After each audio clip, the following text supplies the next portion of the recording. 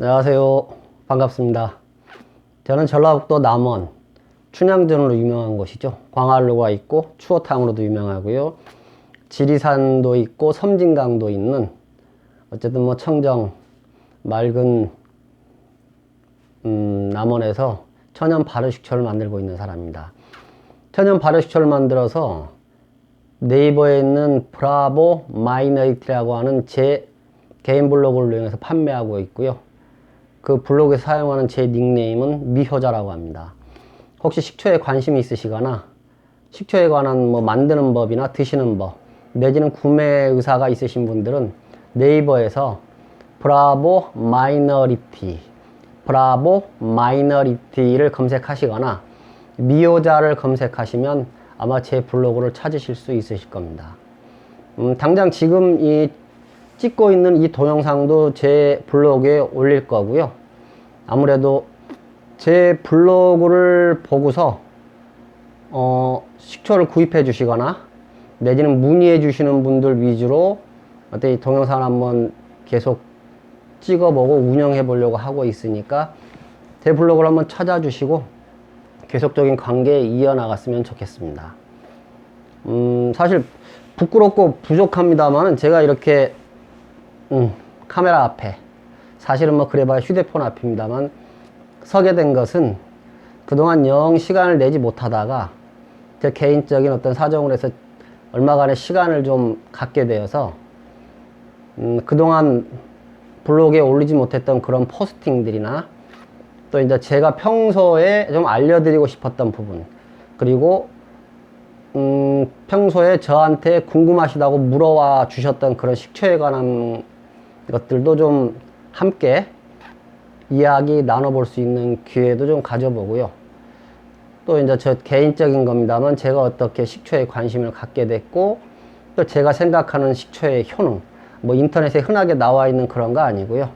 제가 만들고 먹고 또 제가 판매해서 그 드셔보신 분들이 실제로 어떠한 효과를 보셨다고 하는 그런 것들을 들으면서 제 나름으로 이해하고 알게 된 그런 효능 같은 것들 어쨌든 식초에 관한 것들을 좀 더 쉽고 재밌게 좀 풀어드리고 싶은 마음에 부족하지만 이렇게 동영상을 한번 찍어보려고 마음 먹었습니다.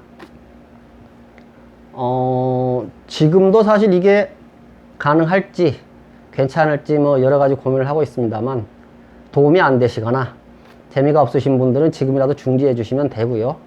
또 식초에 관한 이제 어떤 궁금증 같은 것들이 있으셔서 부족하지만 제가 알려드리는 걸 통해서 식초에 관한 공부를 좀 해보실 마음을 가지고 계신 분들은 한번 뭐 지켜봐 주십시오.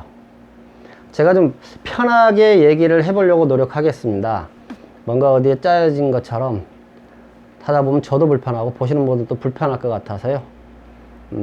제가 편하게 그리고 제가 하고 싶은 이야기 위주로 한번 풀어나가 보겠습니다. 말씀드렸던 것처럼 저는 전라북도 남원 춘향골에서 천연 발효식초를 만들고 있고요. 만든 지는 한 5년 정도 된 것 같습니다. 처음에는 아버지하고 함께 만들었었고요. 그 중간에 이제 아버지께서 돌아가시는 바람에 제가 이제 전적으로 혼자 해서 만들고 있고요. 뭐 5년 정도 되니까 아직도 부족합니다만은 나름 뭐 그 초보적인 것을 알고자 하시는 분들 기본적인 식초를 만들고자 하시는 분들한테는 도움을 줄 정도의 어떤 지식이나 경험은 쌓였다고 생각을 하고요. 그런 것들을 이번 기회에 한번 나눠보겠습니다. 어떤 뭐 강의식은 아니고요.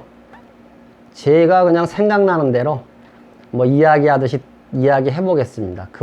그런 중에 어떤 분들한테는 도움되는 내용도 있을 테고요. 어떤 분들은 뭐 큰 도움이 되지 않을 수도 있겠는데 어쨌든 제가 좀 편하게 그래야 이 동영상도 잘 끌어갈 수 있을 것 같아서요. 한번 해보겠습니다. 일단 생각나는 건 이겁니다. 어떤 장사나 사업을 할 때는 타겟팅을 한다고 그러지 않습니까? 내 주 고객층을 어떤 층으로 설정을 할 것인가, 여성인가 남성인가, 그리고 젊은 층인가 뭐 중년층 노년층인가, 뭐 지역적으로도 더 세분화할 수 있습니다만은 저는 한 가지 에피소드를 통해서 제 나름으로의 어떤 그 고객층을 이 정도의 고객층이다 하고 타겟팅을 한 게 있는데요. 그렇게 된 이야기, 에피소드를 한번 좀 먼저 들려드려 볼게요. 처음에 천연발효식초 만들기를 처음 시작하고 얼마 안 됐을 때 경상남도 산청에 살고 계시는 어떤 할머니 한 분한테서 전화가 왔습니다.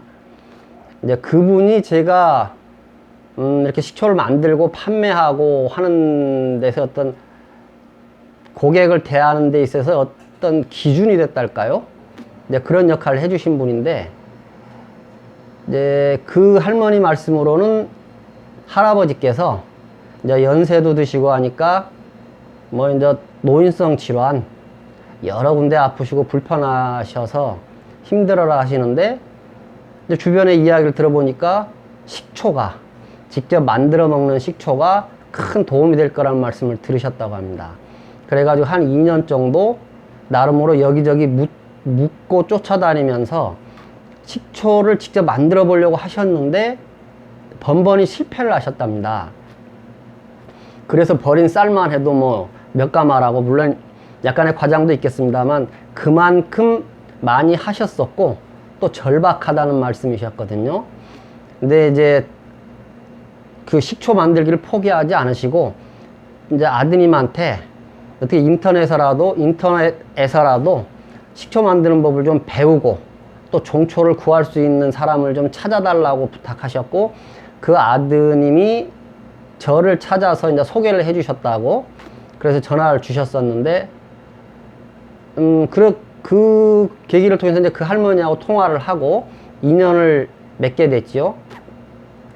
그러면서 이제 그 할머니께서 말씀하시는 게, 제발 할아버지께 드릴 수 있는, 뭐 다른 건 바라지도 않고 직접 만들어서 드릴 수 있는 식초를 좀 만들기를 원한다고, 그 만드는 법을 좀 알려주고 종초를 좀 구할 수 있게 해달라고 이렇게 말씀을 하셨어요. 저 역시도 뭐 그 말씀을 듣고 당연히 도움을 드리고 싶었지요. 그리고 또 제가 가지고 있는 종초를 이용하면 또 식초를 쉽게 만들 수 있는 것도 사실이고요. 근데 이 할머니께서는 이미 그 정성이 지나치시달까, 아니면 계속적인 실험을 하고 계시는 거여서, 일단 그 할머니께서 말씀하시는 게 식초 관련 책을 구입하셔서 벌써 여러 번 읽었다, 그리고 그 책에서 말하는 대로 막걸리를 만들어 뒀다, 그러니까 이제 저한테서 종초를 구하고 그 종초를 가지고 식초를 만드는 법, 그리고 중간중간 만들면서 이제 부탁드리는 어떤 어려움이 있게 되면 저한테 도움을 받고 싶다는 그런 말씀을 하시는 거였습니다. 그래서 저도 도움을 드리고 싶어서 일단은 어떻게 막걸리를 만드셨냐고 한번 여쭤봤습니다. 이제 막걸리 만드는 것도 그냥 보통 분들은 어떤 뭐 주변의 지인분들한테 들은 대로의 레시피를 가지고 이렇게 막걸리를 만들고요, 그 막걸리를 가지고 바로 식초를 만드실 줄 아는데, 식초도 나름의 과학입니다. 과학이 있고 그 가운데 공식이 있습니다. 그냥 술을 만들고 식초를 만들 수 있는 게 아니라 그 식초를 만드는데 적당한 당도, 적당한 알코올 도수 같은 것이 있는 겁니다. 그런 비율을 맞춰서 식초가 만들어지는데 가장 이상적인 조건을 맞추고 해줬을 때 좋은 식초가 만들어질 수 있고, 그런 조건들에 부합되지 않고 그런 조건들을 맞춰주지 못하면 상하기도 하고 이제 뭐 부패하는 거죠.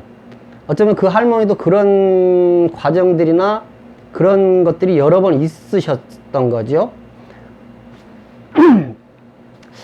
죄송합니다. 그런데 그 할머니께 막걸리를 만든 그 비율, 막걸리를 만든 레시피를 좀 말씀해 달라고 말씀을 드렸더니 그 할머니께서 이렇게 말씀하시는 거예요.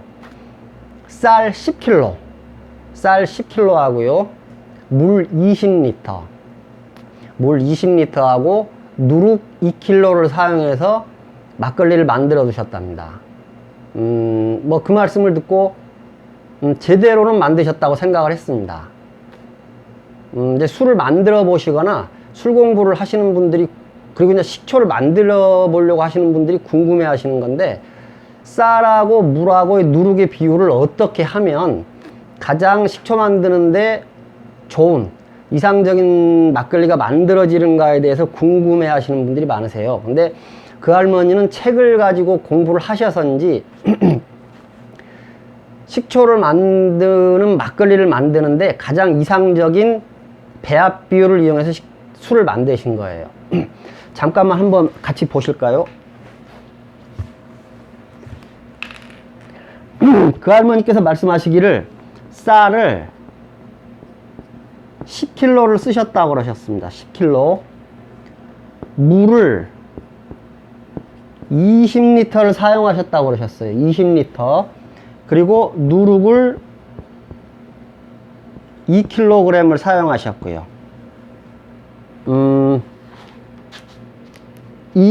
이것들이 식초를 만드는 막걸리를 만들 때 가장 이상적인 배합 비율이 맞습니다. 그 가장 이상적인 배합 비율이라는 것이, 자, 쌀 10kg, 물 20리터, 누룩 2kg요.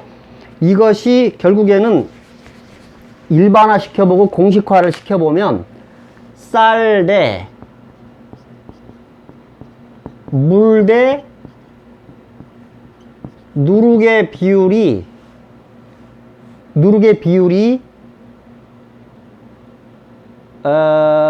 10대 20대 이 정도면 됩니다. 2.